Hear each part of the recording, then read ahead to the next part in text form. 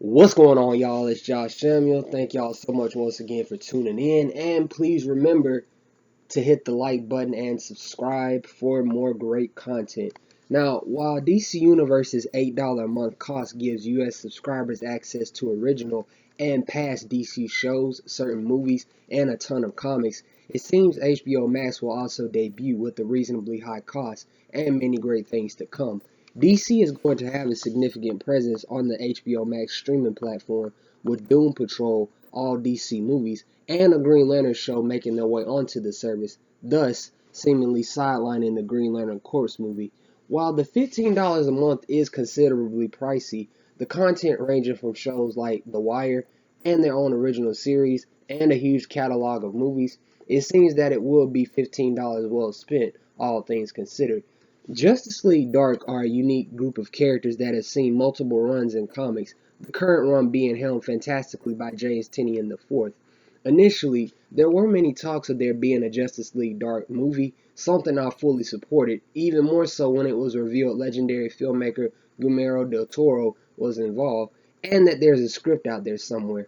Once again, WB, we all like nice things, and Del Toro's script for Justice League Dark is no doubt epic, and it's something I think would fit nicely as a potential DC Black film. Nonetheless, famed director and ruler of the Star Wars sequel trilogy, J.J. Abrams, was revealed to be producing a series for HBO Max. Now, me personally, I look at this reveal from both the good and bad perspective. Starting out with the good, J.J. Abrams has definitely made some awesome films in times past, and he has shown that he can handle sci-fi with stuff like Super 8, and even with the two Trek movies he's done, and he's obviously, for better or worse, helmed two Star Wars films in the sequel trilogy. And his movies tend to fare well with audiences and critics, and generally, they usually are entertaining. Now, going into the bad, JJ does tend to go for what I like to call safe and sound, and the we've seen it all before, as opposed to taking creative risk in a lot of his projects. I mean, we've seen it with Star Trek Into Darkness being a close resemblance of Wrath of Khan, and Star Wars The Force Awakens being a close resemblance of A New Hope. But nonetheless, I am very excited that we are going to see the Justice League Dark in live action. I sincerely hope that they keep this show far away from the CW verse, and that they don't hire the writers that composed season 2 of Titans on the DC Universe, cause Lord knows I don't want to get my brain fried. Now, in terms of team members and who all will be involved, the most common members are Zatanna, Constantine, Swamp Thing, Deadman, and Madame Xanadu. The current run includes Wonder Woman, Detective Chimp, Man-Bat, and Zatanna, with appearances from Constantine and other members. This is a very unique situation, and HBO Max has a lot to play with. Matt Ryan has played Constantine very well in live action, and Swamp Thing was tragically canceled after one season. There are two big reasons that many have fan cast Alexandra Daddario as Zatanna, but I'm personally hoping they go with a lesser known actress, or one that isn't just cast for superficial reasons. In terms of Constantine, I wouldn't be mad if they brought in Matt Ryan, given he jumped from NBC to CW. However, I think this is one of the characters I hope they get a big name to portray. Dan Stevens, Nicholas Hoult, or Oliver Jackson Cohen are some of the guys that come to mind, because I'm sure Keanu Reeves will be too busy jumping through the Matrix and firing off pistols at John Wick. I doubt they'll include Wonder Woman in the show, unlike the current run, but it would be pretty cool to see Gal Gadot making a cameo every now and then. And I do hope Man-Bat and Detective Chimp play some part of the show as well.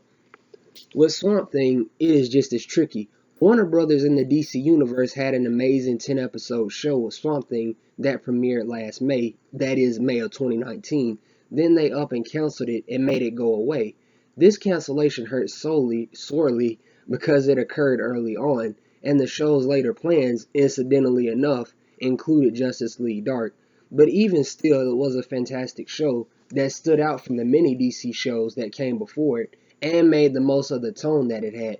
Truly exceptional acting, and Crystal Reed was dope as Abby Arcane.